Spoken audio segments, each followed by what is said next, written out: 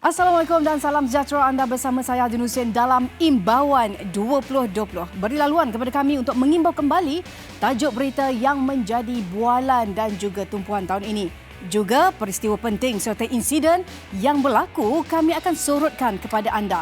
Jangan ke mana-mana, terus bersama saya dalam 1 jam ini, Imbauan 2020.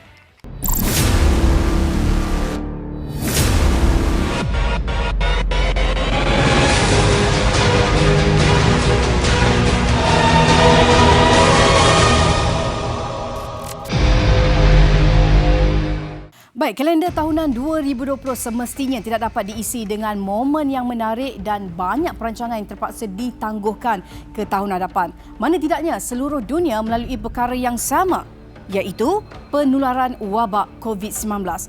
Ia sudah ketentuan buat kita semua untuk melalui situasi dan juga pengalaman yang berbeza ini.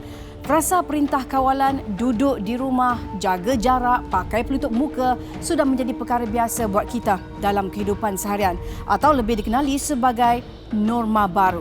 Kita imbau kembali bagaimana anda dan juga saya melalui episod Perintah Kawalan.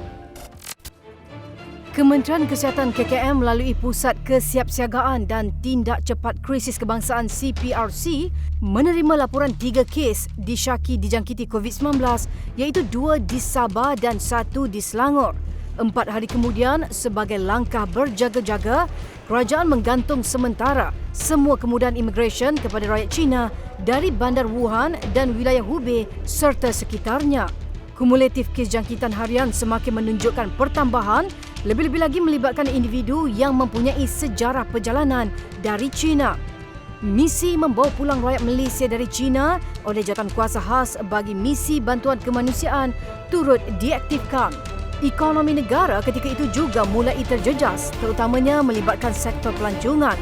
Pada 27 Februari, Perdana Menteri Interim ketika itu, Tun Dr. Mahathir Mohamad telah mengumumkan pakej ransangan ekonomi 2020 bagi menangani ekonomi daripada kesan penularan COVID-19. Pakej itu melibatkan peruntukan 20 bilion ringgit dengan ditunjangi 3 strategi utama. 17 Mac, Malaysia telah merekodkan 2 kematian pertama mangsa COVID-19. Mangsa adalah kes ke-178, lelaki berusia 34 tahun dari Johor dan seorang lagi kes ke-358, lelaki 60 tahun dari Sarawak. Selaras dengan situasi penularan yang semakin meningkat dan terdapat kematian dalam negara, kerajaan akhirnya menetapkan larangan pergerakan secara menyeluruh pada 18 Mac lalu yang dikenali sebagai Perintah Kawalan Pergerakan PKP. Tujuan kerajaan melaksanakan perintah ini. Kenapa sekolah, universiti dan sebahagian pejabat, premis perniagaan dan kilang ditutup? Tujuannya ialah supaya saudara-saudari tidak perlu bergerak ke sana sini. Larangan PKP itu dibuat di bawah Akta Pencegahan dan Pengawalan Penyakit Berjangkit 1988 dan Akta Polis 1967. Ramai yang terkedu dan ada juga yang tidak menyangka akhirnya larangan ini dilaksanakan di Malaysia. Kita agak terkejutlah dengan keadaan masa tu kan. Tapi dari masa ke semasa kita cubalah adjust dengan benda tu. Macam saya, masa lockdown tu kami jual through online lah. Kita beroperasi daripada rumah lah. Saya student, jadi saya masa tu ada online class lah. So saya pergi kelas, belajar and then boring juga lah duduk rumah. So saya macam banyak spend time dengan keluarga lah. Saya bekerja, so waktu tu first time work from home. Perasaan tu memang lain sikit, pelik sikit lah work from home ni. Dia punya cara kerja pun lain. Kita ada masa sendiri tapi still kena kerja. Kita rasa macam okey lah, tapi lama kelamaan macam dah 3 bulan, 4 bulan, saya rasa tu sesuatu yang membebankan lah sebab daripada segi kerja, kita kena work from home, lepas tu anak pula kena online, jadi itu kadang memberi impak yang macam stres. Kerana itulah kerajaan kita melaksanakan Perintah Kawalan Pergerakan yang mula berkuat kuasa pada hari ini.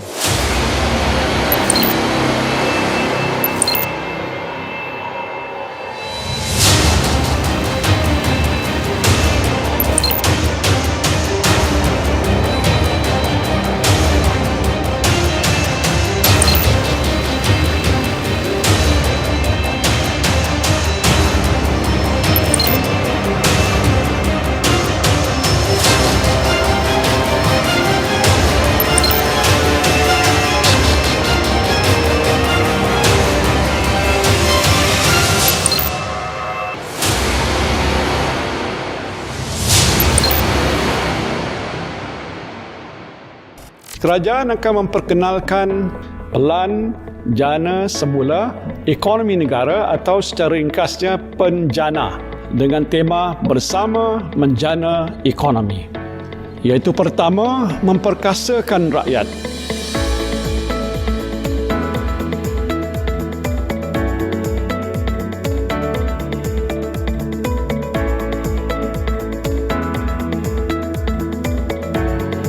Keduanya ialah melonjakkan perniagaan.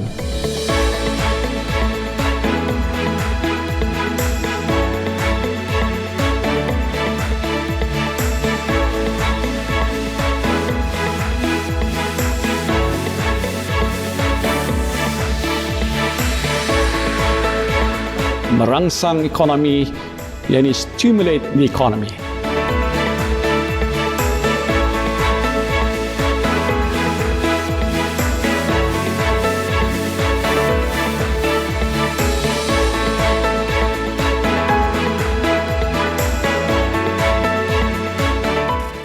Tahun 2020 sememangnya menjadi tahun yang mencabar buat rakyat Malaysia. Bukan sahaja perlu berhadapan dengan pandemik, malah perlu menempuh episod gangguan bekalan air. Masalah itu bukan sahaja melanda di beberapa negeri, paling teruk terjejas adalah di Selangor. Menurut Badan Bukan Kerajaan Forum Air Malaysia, gangguan ini boleh dianggap sebagai acara tahunan. Mana tidaknya hampir setiap bulan pasti timbul isu pencemaran sumber utama. Kami imbau semula beberapa kejadian gangguan bekalan air di Lembah Kelang.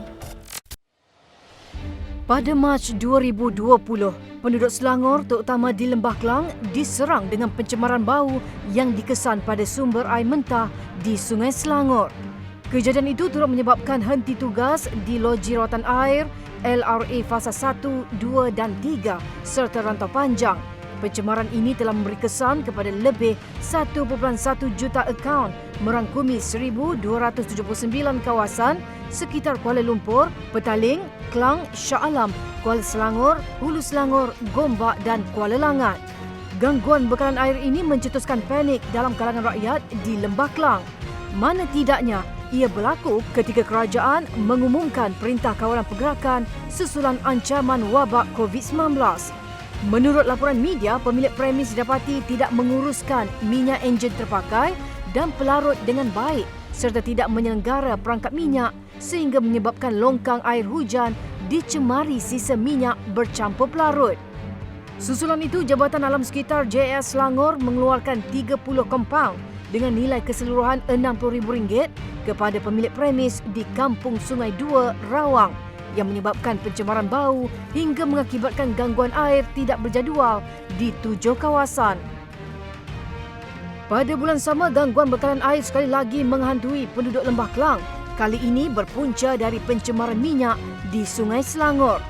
Menurut laporan media, pihak berkuasa mendapati sebuah kilang bahan binaan berkenaan gagal melaksanakan penstoran sisa minyak dengan baik apabila 8 tong yang menyimpan bahan itu masing-masing berkapasiti 205 liter ditemui di luar stok.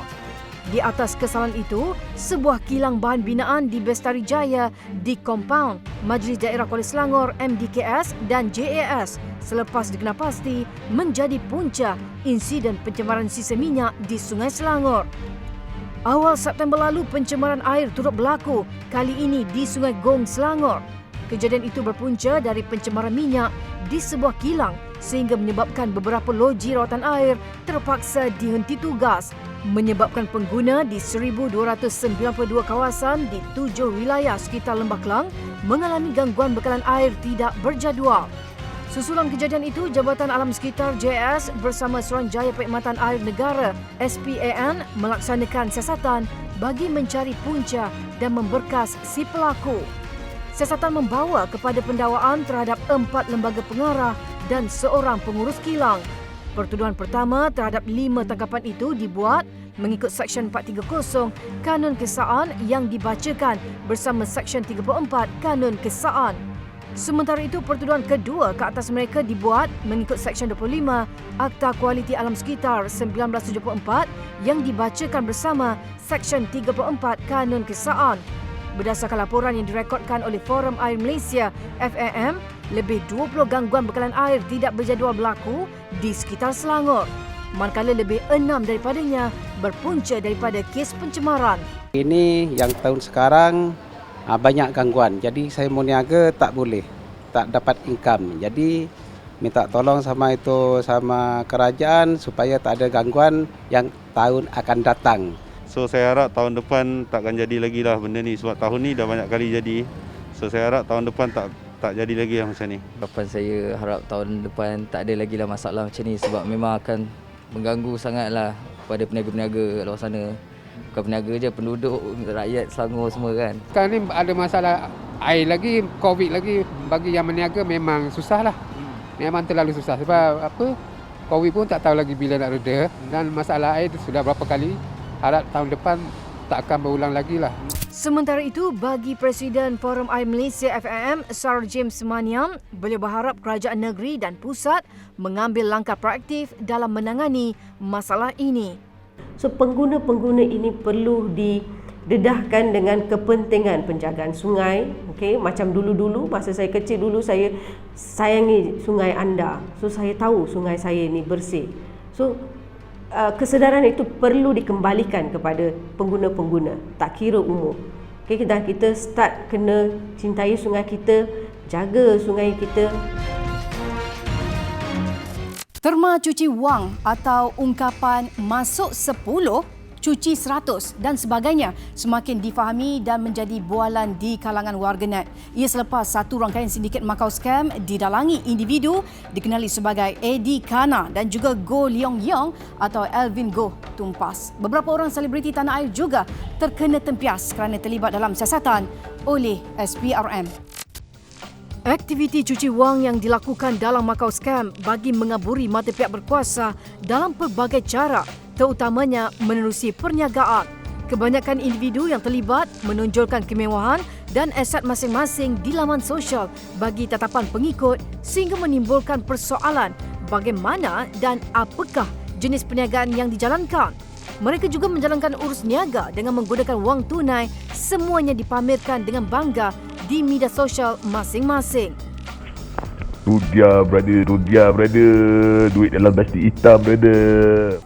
Pada awal Oktober lalu, media tempatan mendedahkan rangkaian dipercayai didalangi rakyat Cina menggunakan ejen di Malaysia untuk menguruskan pelaburan, termasuk mencari perniagaan berpotensi sebagai platform membersihkan wang hasil penipuan. SPRM turut merakam keterangan beberapa selebriti terkenal serta menahan beberapa pegawai dan anggota polis bagi membantu siasatan. Ketua Pesuruhjaya SPRM Datuk Seri Azam Baki juga mendedahkan terdapat beberapa nama individu yang mempunyai kaitan dengan dalang dan mereka diminta untuk tampil membantu siasatan. Dalam orang Melayu selalu saya gunakanlah. Siapa makan cili dia terasa pedas kan. Jadi tak payah tunggu kami panggil. Jadi datang saja kepada SPRM dan kita akan layan mereka dengan baik. Ya. Beri kerjasama kepada kami. Sebab sekarang ni pegawai saya memang dah ada senarai.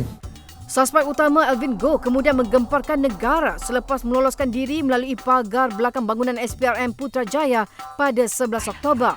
Bagaimanapun, selepas 15 hari melarikan diri, Alvin ditahan polis pada 1.20 pagi bersama seorang wanita di sebuah pusat peranginan di luar Lembah Klang.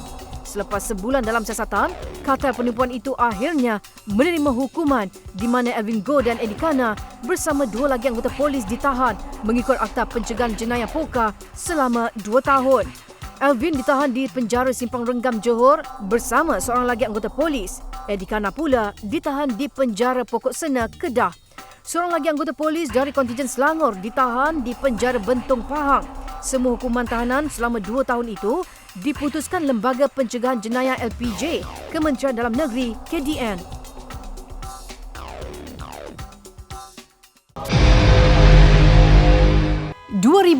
Kerajaan telah memastikan hukuman lebih berat dikenakan kepada pemandu di bawah pengaruh dadah atau alkohol DUI yang menyebabkan kematian menerusi pindaan Akta Pengangkutan Jalan 1987. Julung kalinya, Menteri Pengangkutan Datuk Seri Dr. Wee Ka Siong mengumumkan akta itu telah dikuatkuasakan pada 23 Oktober lalu.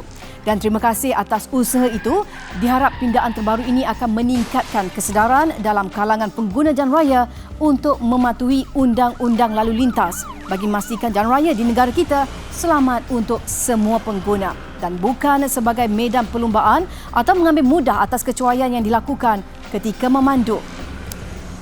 Baiklah, kita sorot kembali antara kes kemalangan maut melibatkan pemandu mabuk dan juga khayal dadah yang menjadi tumpuan 2020.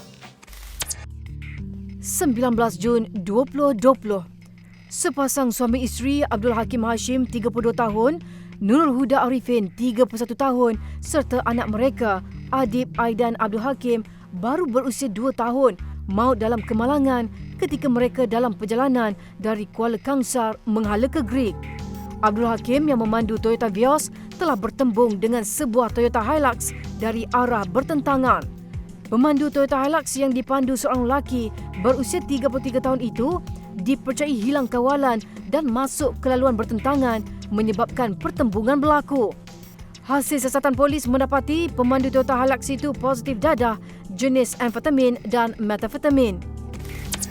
22 September, seorang pelajar tingkatan 5 meninggal dunia selepas motosikal yang ditunggangnya dilanggar seorang pemandu mabuk berusia 36 tahun di Jalan Raja Laut Ibu Negara. Mangsa dirempuh sebuah kereta Myvi yang datang dari susur Jalan Sri Amar Chowkit yang mengubah laluan secara melintang untuk masuk ke lorong Tiong Nam.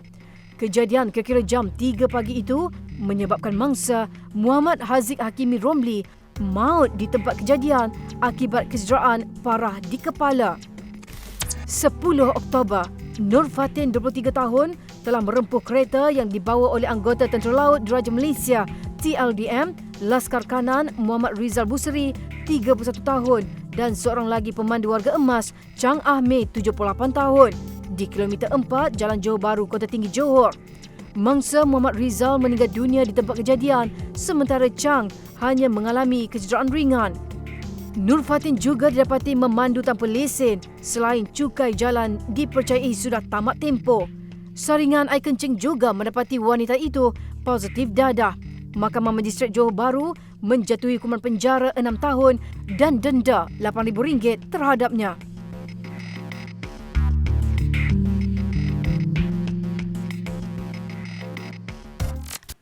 Kemelut politik negara antara yang paling kencang dan menjadi topik utama selain peperangan dengan pandemik COVID-19 dari pertukaran kerajaan pusat kepada perubahan kerajaan negeri, pilihan raya negeri dan juga pertukaran menteri besar. Semuanya bermula pada Februari lalu selepas kegoyahan sekaligus kejatuhan Kerajaan Pakatan Harapan PH. Buat pertama kali dalam sejarah negara, tampuk pimpinan kerajaan diambil alih tanpa melalui proses pilihan raya. PH yang menumbangkan dominasi Barisan Nasional BN selama 61 tahun kekal sebagai kerajaan selama 22 bulan. Langkah Sheraton dan kepincangan dalaman PH antara penyebab sehingga peletakan jawatan Tun Dr. Mahathir Mohamad sebagai Perdana Menteri. Gabungan Parti Pribumi Bersatu Malaysia Bersatu, UMNO, PAS, Gabungan Parti Sarawak GPS, Parti Solidariti Tanah Airku STAR, Parti Bersatu Sabah PBS dan bekas ahli PKR membentuk Perikatan Nasional PN dan mempunyai majoriti sokongan menubuhkan kerajaan. Selepas mendapat perkenan yang di-Pertuan Agong Al-Sultan Abdullah Riayatuddin Al-Mustafa Billah Shah, Tan Sri Muhyiddin Yassin diangkat menjadi Perdana Menteri ke-8 pada 1 Mac. Bismillahirrahmanirrahim. Wallahi wabillahi watallahi. Saya Udin bin Muhammad Yassin setelah dilantik memegang jawatan Perdana Menteri dan sesungguhnya bersumpah bahawa saya akan dengan jujur menunaikan kewajipan jawatan itu dengan segala daya upaya saya. Maka bermula pentadbiran kerajaan PN dan pembentukan jemaah menteri baru. Uniknya, buat julung kali, barisan kabinet berfungsi tanpa timbalan Perdana Menteri. Sebaliknya, 4 menteri kanan dilantik untuk membantu Perdana Menteri. Pertukaran kerajaan persekutuan juga memberi kesan kepada pentadbiran negeri yang bertukar tangan, antaranya di Johor, Melaka dan Kedah. Episod drama politik berlarutan hingga ke Sabah dengan jalan cerita yang sama, lompat parti. 29 Julai lalu, 33 adun termasuk bekas Ketua Menteri Tan Sri Musa Aman mendakwa membentuk majoriti di Dewan Undangan Negeri DUN. Bagaimanapun, Ketua Menteri Datuk Seri Muhammad Syafiee Apdal keesokan harinya mendapat perkenan yang di-Pertua Negeri Sabah Tun Johar Mahiruddin untuk pembubaran DUN. Kem Tan Sri Musa memfailkan permohonan untuk mendapatkan kebenaran semakan kehakiman terhadap keputusan Tun Johar membubarkan DUN. Namun, Mahkamah Rayuan menolak rayuan terbabit sekaligus PRN berlangsung pada 26 September. PRN berkenaan menyaksikan gabungan rakyat Sabah GRS diterajui PN, BN dan PBS memperoleh majoriti mudah untuk mengambil alih tampuk pimpinan kerajaan negeri daripada Parti Warisan Sabah. GRS menawan 38 daripada keseluruhan 73 kerusi dan Datuk Haji Haji Muhammad Noor diangkat sebagai Ketua Menteri Sabah baru.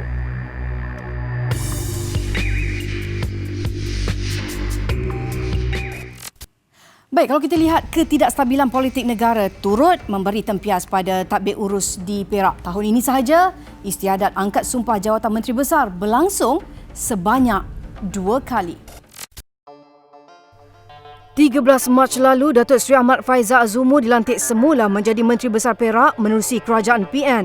Beliau yang juga ahli Dewan Undangan Negeri Adun Cendriang sebelum itu meletak jawatan sebagai Menteri Besar Perak ke-12 setelah kerajaan PH negeri dipimpinnya pada pilihan raya umum ke-14 tumbang. Bagaimanapun, 4 Disember lalu, Timbalan Presiden Bersatu itu gagal memperoleh sokongan dalam usul keyakinan ahli Dewan terhadap Menteri Besar dalam persidangan Dewan Undangan Negeri DUN dan meletak jawatan. Keadaan itu mengembalikan episod pertelingkahan pemilihan jawatan utama kerajaan negeri dengan hampir seminggu siri perbincangan dibuat membabitkan pelbagai parti. Adun Kota Tampan Datuk Sakrani Muhammad dipilih sebagai Menteri Besar Perak ke-14 sekaligus visa penamat krisis kepimpinan kerajaan negeri membabitkan jawatan nombor 1. Perkara ini bukanlah sejarah yang mahu dibanggakan. Perkara yang berlaku akan tercatat dalam sejarah sebagai cerminan kegagalan dan bukannya kejayaan.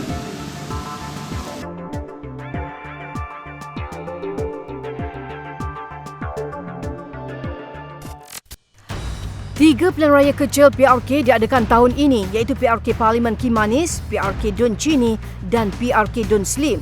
BN mendominasi dan mengekalkan penguasaan di ketiga-tiga kerusi itu. Selain itu, PRK Parlimen Batu Sapi yang dijadualkan pada 5 Disember lalu ditangguhkan susulan pengisytiharan proklamasi darurat di Parlimen berkenaan oleh Yang di-Pertuan Agong sebagai langkah proaktif membendung gejala wabak COVID-19.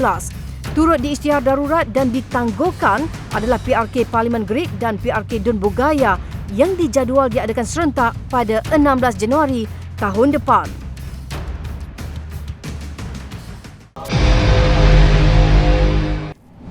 Wuhan, China menjadi tumpuan dunia pada 2020 selepas menjadi pusat pandemik COVID-19.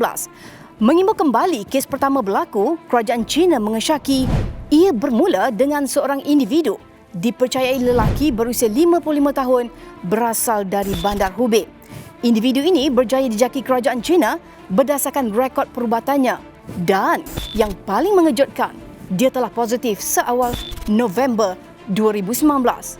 Bermula dengan pesakit itu, kes harian yang direkodkan purata 4 hingga 5 kes sehari. Angka itu kemudian berganda sehingga mencecah jutaan kes jangkitan di dunia. Data rasmi itu hanya didedahkan oleh kerajaan China selepas lebih 4 bulan pandemik melanda global. Wuhan sebelum ini popular di seluruh dunia sebagai kota pelancongan dan juga hidangan makanan eksotik. Namun kini ia lebih dikenali kerana COVID-19. Bayangkan dengan jumlah 11 juta penduduk itu, Wuhan menjadi lumpuh terutamanya dengan sektor ekonomi yang tidak dapat dijalankan dengan lancar. Negara luar yang sering mendapatkan barangan ekspor dari China turut terkesan. Mana tidaknya, barangan ekspor khususnya dari Wuhan menjadi tumpuan dan menerima sekatan dari negara pengimport. Ini semua sebagai langkah berjaga-jaga bagi membendung penularan virus itu. Banyak kilang gergasi terpaksa menghadkan jumlah pekerja dan juga waktu operasi. Bayangkan, hampir separuh daripada jumlah itu terkurung dengan pendapatan bulanan yang semakin berkurangan kerana menjalani perintah kuarantin. 23 Januari 2020 menjadi tarikh yang akan diingati sampai bila-bila oleh penduduk dunia. Akhirnya, kerajaan China tidak dapat mengelak untuk mengenakan perintah berkurung seluruh wilayah itu bagi membendung penularan dan peningkatan jangkitan berlaku. Sehari selepas itu juga, larangan penduduk untuk keluar dari Wuhan dikuatkuasa serta-merta. Pelbagai konklusi yang diberi oleh para saintis dan juga pakar keselamatan makanan dunia, di mana penularan mungkin berpunca dari sebuah pasar yang menjual makanan eksotik dan ia antara contoh jangkitan yang merentas halangan spesies dari binatang ke manusia. Baik, terdapat laporan juga di mana saintis berpendapat bahawa COVID-19 yang tercetus di Wuhan berasal dari kelawar serta berkemungkinan menjangkiti manusia menerusi mamalia lain. Di sini ramai pihak mula menuding jari ke arah sebuah pasar yang menjual pelbagai daging haiwan eksotik sebagai hidangan perubatan tradisional. Bagaimanapun, sehingga kini teori berkenaan sekadar teori dan masih belum dijawab sama ada menerusi kajian atau penemuan dalam badan pesakit. Sejak Wuhan mula dilanda COVID-19, kes harian kian meningkat. Hospital menjadi sesak, barisan hadapan menjadi lesu dan tidak berdaya untuk meneruskan perjuangan memerangi wabak berbahaya itu. Berikutan jumlah pesakit yang kian meningkat, pakar juga mendapati COVID-19 mudah menjangkiti menerusi sentuhan dan jarak antara pesakit dan juga individu lain. Akhirnya, China telah mengambil langkah drastik dengan membina sebuah hospital dalam tempoh 10 hari. Difahamkan kemudahan itu mampu menyediakan 1,000 buah katil di sebuah kawasan seluas lebih 25,000 meter persegi. Pembinaan ini juga salah satu cara China menampilkan teknik pembinaan terpantas di mata dunia. Usaha drastik itu sekurang-kurangnya melegakan barisan hadapan dalam proses mengasingkan pesakit COVID-19 yang sudah tidak berdaya menerima ratusan pesakit setiap hari dengan kadar kematian yang sukar diramal. Ekonomi China yang selama ini dilihat kukuh di mata dunia menguncup buat pertama kali dalam tempoh 3 dekad pada suku pertama berikutan krisis COVID-19. Seakan situasi semakin reda, Wuhan hanya dilepas bebas dari perintah berkurung pada 8 April. Bukan kerana ketiadaan kes, tetapi atas faktor graf penurunan jangkitan baru dan kematian setiap hari.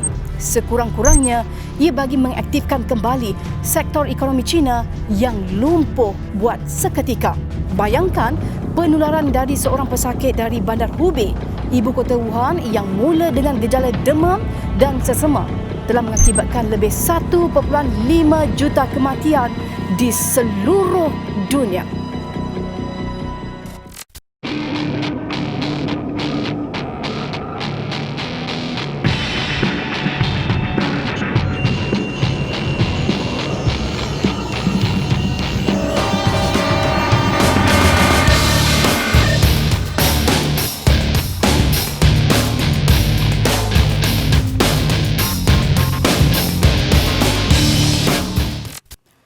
Seorang tentera Thailand yang menembak lebih 21 individu secara rambang di sebuah pusat beli belah di Korat, Thailand ditembak mati oleh pasukan keselamatan kira-kira jam 9 pagi 9 Februari lalu. Berita yang diumumkan Komander Tentera Lieutenant General Tanya Kiat San itu mengakhiri kepungan semalaman di pusat beli belah itu yang menyaksikan sekurang-kurangnya 27 individu terkorban selain mencederakan lebih 60 yang lain. Insiden pembunuhan itu bermula kira-kira jam 3 pagi 9 Februari ketika Jakrapan 31 tahun melepaskan tembakan secara rambang di dalam sebuah rumah sebelum bergerak ke kamp tentera dan pusat beli belah itu sambil memuat naik hantaran di laman Facebook. Media Thailand melaporkan Jakrapan berkhidmat di pangkalan tentera berhampiran Nakhon Ratchasima yang terletak kira-kira 250 km dari Bangkok. Terdahulu tentera dan polis menyerbu pusat beli belah itu dan membawa keluar ratusan orang awam yang terperangkap di dalamnya. Beberapa das tembakan kedengaran sebelum subuh beberapa jam selepas pihak keselamatan Thailand menyerbu masuk ke tingkat bawah Terminal 21 di mana penembak memiliki senjata curi daripada baraknya dikepung. Ketika polis menyerbu masuk, sejumlah orang awam yang terkejut dan ketakutan berlari meninggalkan kawasan yang penuh dengan darah dalam insiden yang dipaparkan menerusi Facebook oleh penembak itu. 4 Ogos 2020, ibu kota Beirut, Lubnan digegarkan dengan letupan dahsyat sehingga mengakibatkan kemusnahan teruk. Tragedi itu mengakibatkan sekurang-kurangnya 200 penduduk terkorban, manakala lebih 5,000 yang lain mengalami kecederaan. Insiden itu juga dianggap cuai dan mereka yang bertanggungjawab telah ditahan untuk siasatan termasuk siasatan antarabangsa. Letupan pada petang Selasa itu berlaku di sebuah gudang kawasan pelabuhan Beirut yang digunakan untuk menyimpan kira-kira 3,000 tan bahan kimia amonia nitrat yang disita. Majlis Pertahanan Lubnan kemudiannya mengisytiharkan Beirut sebagai zon bencana dan menggesa kabinet untuk mengeluarkan perintah darurat. Bahagian timur pelabuhan Beirut musnah sepenuhnya dan kerosakan itu disifatkan sebagai lebih buruk daripada serangan Israel pada tahun 2006. Menurut pihak tentera, amonia nitrat yang meletup itu digunakan sebagai baja pertanian dan ia disita di gudang itu sejak beberapa tahun lalu. Bagaimanapun, ada pihak yang tidak bertanggungjawab menyimpannya di pelabuhan berkenaan yang terletak berdekatan dengan kawasan perumahan dan pusat komersial.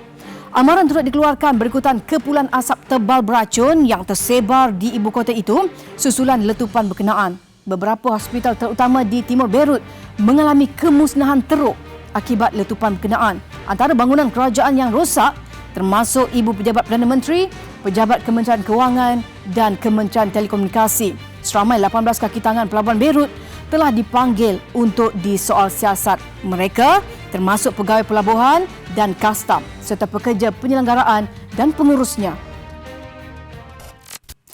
13 Ogos lalu, landscape hubungan Arab Saudi-Israel telah mengubah pandangan dunia terhadap Liga Arab yang selama ini berpegang teguh di belakang Palestin. Landscape itu berubah selepas Emirat Arab Bersatu UAE menjalin perjanjian damai dan juga normalisasi hubungan dengan Israel. Sebulan selepas itu, Bahrain juga melakukan perkara sama, diikuti Maghribi selaku negara Arab keempat. Palestin semestinya amat kecewa dengan kelemahan pendirian yang ditonjolkan oleh Liga Arab itu, seolah-olah ditikam dari belakang, sekaligus mengubah persepsi global terhadap perjanjian baru itu. Langkah UAE menandatangani perjanjian normalisasi dengan Israel bukanlah kali pertama dilakukan negara Arab kerana ia pernah didahului oleh Mesir pada tahun 1979 dan Jordan pada tahun 1994 menerusi Deklarasi Balfour 1948 di mana ia adalah hitam putih pengisytiharan penempatan orang Yahudi di sebahagian wilayah Palestin. Untuk tahun 2020 pula, giliran UAE menandatangani perjanjian yang dimeterai di White House dengan disaksikan Donald Trump selaku Presiden Amerika Syarikat dan orang tengah. Langkah itu sebenarnya mengganggu usaha damai antara Palestin dan Israel, malah lebih mengeruhkan lagi konflik yang sedia ada. Bagi menunjukkan rasa tidak puas hati, Palestin bertindak membina draft resolusi bagi menentang normalisasi antara Israel dan UAE namun tidak disokong oleh beberapa negara Arab. Pada 15 September pula, dunia Arab semakin mendung selepas Bahrain pula menandatangani perjanjian dengan Israel bertujuan memulihkan hubungan dengan negara berkenaan. Majlis turut dilakukan di White House diwakili oleh Menteri Luar masing-masing dan disaksikan Trump, manakala Zionis diwakili oleh Perdana Menterinya Benjamin Netanyahu. Dalam majlis itu, Trump turut memberi bayangan bahawa ada 5 lagi negara Arab akan menyusul dan antara yang disebut-sebut Arab Saudi.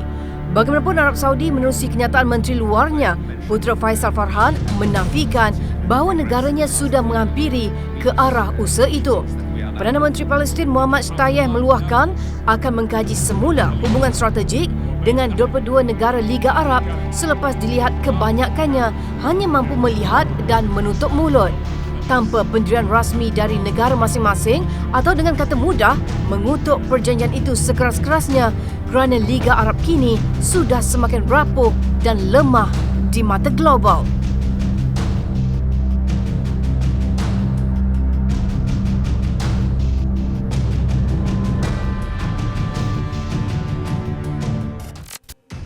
Kubu kuat Republikan di Amerika Syarikat kini bertukar tangan kepada Demokrat setelah kemenangan Joe Biden disahkan dalam pilihan raya Presiden Amerika Syarikat pada November lalu, sekaligus menjadikannya sebagai Presiden Amerika Syarikat yang dipilih ke-46. Dalam pilihan raya terbaru itu, Biden memenangi 306 undi elektoral, manakala pencabarnya Donald Trump dari Parti Republikan hanya meraih 232 undi elektoral. Ini menyaksikan Demokrat meraih 51.3% undi berbanding Trump yang memperoleh 46.9% undi. Tidak mahu menyerah kalah, kempen Trump meminta Mahkamah Agung Amerika Syarikat untuk membatalkan keputusan pilihan raya itu, antaranya Pennsylvania, Texas, Georgia dan Wisconsin. Bagaimanapun, seorang hakim sebuah mahkamah di Philadelphia, Pennsylvania enggan mengikut kemahuan Trump. Begitu juga penghakiman Texas. Dakwaan berlaku penipuan ini bukan kali pertama dibuat oleh Trump kerana ia pernah dibangkitkan ketika beliau menjadi calon presiden untuk pemilihan awal Parti Republikan pada tahun 2016. Sementara itu, Biden telah mengumumkan Kamala Harris yang juga pernah menyandang jawatan Peguam Negeri California sebagai naib presiden dalam pentadbirannya. Majlis angkat sumpah Biden sebagai Presiden Amerika Syarikat akan diadakan mengikut adat presiden di bangunan Capitol, Washington DC dengan jemputan dalam jumlah kecil dan tetamu akan mengikut protokol kesihatan ekoran COVID-19. Buat julung kalinya, majlis tradisi dijangka diadakan secara maya dan paling menarik, Trump didakwa tidak akan menghadiri majlis angkat sumpah penggantinya itu.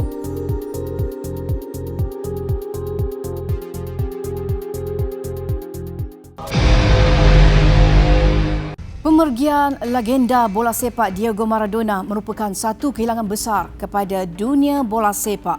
Pemergiannya bukan sahaja dirasai kepada masyarakat antarabangsa, tidak kecuali rakyat Malaysia. Antara kenangan manis yang tidak dapat dilupakan, pemain legenda itu pernah menjejakkan kakinya di Stadium Merdeka Kuala Lumpur pada 1982 bagi perlawanan antara pasukan Selangor dan juga pasukan yang diwakilinya, Boca Juniors. Berkongsi detik manis itu, bekas pemain kebangsaan Ridwan Abdullah. Beliau yang sepasukan bersama pemain legenda kebangsaan Allahyarham Mohtadahri menyifatkan perlawanan antara Boca Juniors itu sebagai detik manis. Itu saya rasa sudah tentu. Kita tengok dengan corak permainan ni, saya rasa ni akan satu hari akan jadi pemain yang famous lah. Masa tu sebelum Maradona saya fikir pilih is the best lah. Ada sikit banyak kelebihan yang ada pada Maradona lah. Memang dianggap betul legend bola sepak. Kalau kita tengok permainan dia, kalau kita tengok ambil contohlah lawan dengan England, seolah-olah kita tengok Maradona akan bermain dengan England, bukan Argentina main England. Maradona akan bermain England. Pemain-pemain yang berskill yang tinggi, berflair yang tinggi, kelecek bola yang cantik, itu kita susah lihatlah. Di mana kelebihan tu ada dengan Maradona. Memang masa tu memang agak sukar. Memang saya diarah untuk mengawal Maradona. Ya, saya tak mampu untuk merawat seorang. Kita perlu ada dua atau tiga orang untuk membantu saya. Kalau saya lepas, seorang lagi akan bantu. Pada 25 November lalu, legenda bola sepak Argentina Diego Maradona, 60 tahun, disahkan meninggal dunia dipercayai akibat serangan jantung di rumahnya di Buenos Aires. Sebelum ini, bekas pemain tengah dan pengurus pasukan Argentina itu dilaporkan selamat menjalani pembedahan membuang darah beku di bahagian otaknya 3 November lalu. Antara kejayaan utama yang dikecapi sepanjang kariernya sebagai pemain, Maradona yang dinamakan antara legenda sepanjang zaman berjaya membantu Argentina muncul juara Piala Dunia 1986 di Meksiko. Beliau juga bermain untuk klub Barcelona dan Napoli semasa zaman kegemilangannya selain memenangi 2 gelaran Serie A bersama pasukan di Itali. Baik saudara, apa yang kita boleh dapat dari pemergian legenda Argentina ini adalah aksinya, kesungguhan dalam bermain bola sepak dan sentiasa berlatih untuk menjadi yang terbaik. Zahri Zafri Abdul Aziz melaporkan. Kehilangan insan tersayang yang meninggal dunia akibat wabak COVID-19 semestinya detik yang penuh emosi kepada sesiapa yang menghadapinya. Pelakon dan juga model tempatan Dela Yusof berdepan detik sukar ini selepas kehilangan bapa dan neneknya. Baik, baru-baru ni Dela dikejutkan ataupun berdepan dengan detik yang kita boleh kata yang paling mencabar dalam hidup Dela Yusof. tahun ni pandemik kan, kerja I pun macam tak okay sangat during the pandemic. So I couldn't, sebab dia yang jaga nenek dengan, and I used to help to my dad also. So I couldn't send enough money, and I couldn't call by all the time. Like I used to call, but like macam the thing, I was so mad at myself last time. My nenek bila call and dia nangis. So my grandma usually used to have that leg pain, so dia selalu kena ada treatment. So I used to think, oh, because of the leg, maybe dia nangis macam tu, and I was like, nenek, it's okay, you'll gonna get your treatment, jangan risau. Thought like maybe she's making it big or something, but maybe she know that the time for her, like she's gonna go. After dia pass away, and then I start to think about everything macam. Now it makes sense. Yeah. But after I lost them, I learned that no matter what, you have to call macam orang-orang yang tersayang, ibu bapa yang ada, kita kena selalu tanya khabar, kita kena jaga diorang, kita kena macam mentally, financially kena tolong diorang lah. Jika tidak keberatan, boleh kongsikan pesanan terakhir daripada ayah dan nenek. Sebelum dia meninggal, like dia macam, I'm okay, don't worry, like I'm getting better. Walaupun dia macam susah nak nafas, nak berat, like untuk dia berat nak cakap, tapi dia still macam rasa dia tu sihat. Masa last cakap tu dia macam rasa tak okay dah, like so difficult for him to breathe. Whole night I couldn't sleep, macam I praying, asking from Allah, like please bagi dia kesihatan semua. Tapi bila last bangun pagi-pagi nampak phone, dah dapat message dari cousin yang ayah dah tak ada. Ucapan Dela Yusof kepada peminat di luar sana, silakan. Dela punya pesanan, please jaga orang-orang yang tersayang, close friends, mak, ayah semua. Korang kena jaga, korang kena bagi masa untuk dorang. It's good feeling to make people happy. So if you can make people happy. Baik, selain Dela Yusof, terdapat beberapa lagi selebriti tempatan yang turut terkesan dengan wabak pandemik COVID-19. Bersama saya adalah salah seorang pelakon yang saya kira namanya tidak asing lagi dalam industri hiburan. Beliau juga merupakan salah seorang bekas pesakit COVID-19, Ashraf Muslim. Baiklah, seperti kita tahu, Ashraf Muslim adalah seorang ikon yang sangat tenang.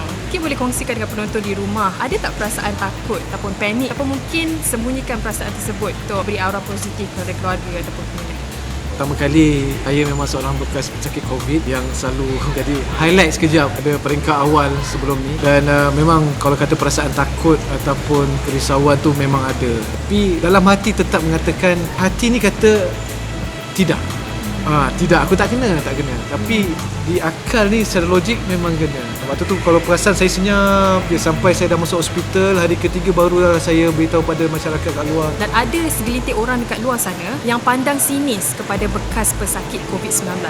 Mereka yang dah kena COVID sedang melalui fasa macam mana saya lalu fasa yang pertama dulu. Bawa bersabar, tenang, jangan cepat melatah, jangan terlalu risau ahli keluarga, jangan terlalu takut sangat, kan? Kena berfikiran positif, support suami ataupun isteri ataupun ahli keluarga yang kena COVID. Jangan memberikan ayat-ayat yang boleh mematahkan semangat pesakit tu, sebab dalam tu terlalu banyak berfikir. Doa pada Allah, cuba banyakkan solat sunat taubat, hajat, sharing banyak dekat dalam buat tu supaya kita rasa tak kesorangan. Bila sorang-sorang ni banyaklah fikir yang tak betul. Pesakit COVID-19 bukan penjenayah. Ya. Itu yang paling saya ingat. Jadi sempena tahun baru ni, saya harap tahun 2021 akan menjadi tahun yang membawa manfaat kepada anda semua, insyaAllah. Terima kasih. Sama-sama, insyaAllah. Jaga SOP. Tahun 2020 menyaksikan ramai kehilangan mata pencarian. Malah ada juga yang kehilangan tempat tinggal. Di kesempatan ini, ada individu yang sering hadir menghulurkan tangan. Individu tersebut tak lain dan tak bukan Ustaz Abid Leo. Walaupun sering disindir pihak tertentu kerana dilihat seperti menunjuk-nunjuk, namun baginya matlamat utama adalah untuk mengajak orang ramai berfikiran positif dan sentiasa cepat menghulurkan bantuan kepada anggota masyarakat. Kita bersama wartawan Izzati Rizal mendekati pendakwah bebas ini ketika menyantuni golongan yang memerlukan. Bantuan yang hadir itu bukan sikit-sikit orang yang dibantunya. Malah bantuan itu datang daripada dirinya sendiri tanpa bantuan daripada mana-mana pihak. Individu itu tidak lain tidak bukan adalah Ustaz Abid Liu. Jadi untuk lebih tahu mengenainya, apa kata kita tinjau dan interview Ustaz sendiri. Jom. Terima kasih Ustaz kerana sudi ditemu bual berita TV9 untuk program imbauan ini. Ustaz bantu ramai orang ketika pandemik ini. Sebenarnya adakah kisah di sebaliknya yang membuatkan Ustaz terasa nak membantu orang yang susah ketika ini? Yang buat saya makin rasa ni sebab masa tu kan rasa macam dunia kan rasa lain kan. Keluar rumah pun takut, tengok pula peran lainnya susah. Jadi saya pula mula membantu kat hospital. Banyak mesej-mesej saya dapat tak berhenti daripada macam-macam jabatan, terutama yang awalnya hospital, polis. Masa tu kan kemah belum ada. Kalau hospital dia orang perlukan PPE. Jadi saya fikir saya boleh buat sesuatu, ada rezeki lebih sikit masa tu. Saya pun berniat nak infak dan saya pun dah tak boleh, masa tak ada ceramah. So saya full time lah pergi membantu. Hari ke hari tu permintaan tu makin banyak. Saya ada buat satu nombor phone untuk orang yang perlu makanan. Sampai start lah phone tu.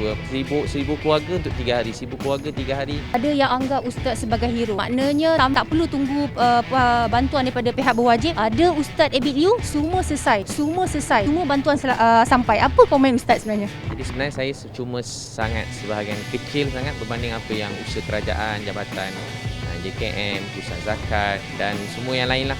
Saya kecil sangat berbanding sumbangan mereka. Dah tentu sumbangan kerajaan, bantu orang miskin, susah, zakat.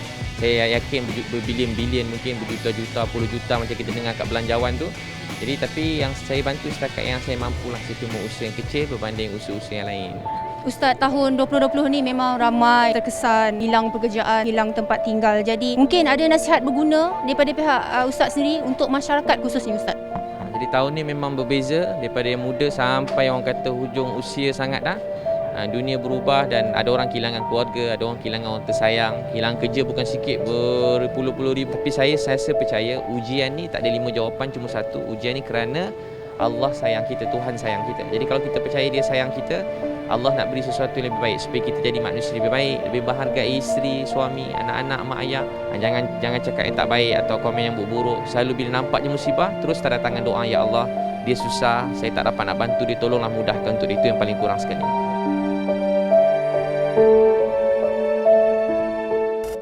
Boleh dikatakan tiada pencapaian yang hebat yang dirakam dan diimbau untuk tahun 2020.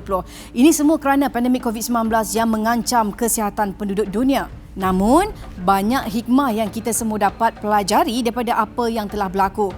Dan ujian inilah yang membuatkan kita bersama-sama bersatu hati dan saling ingat mengingati antara satu sama lain. Kepada anda yang teruk terjejas, bangkitlah dan laluilah cabaran ini dengan semangat dan pastinya akan ada sinar di sebaliknya. Ingat, ujian tidak akan datang melainkan seseorang itu mampu menghadapinya.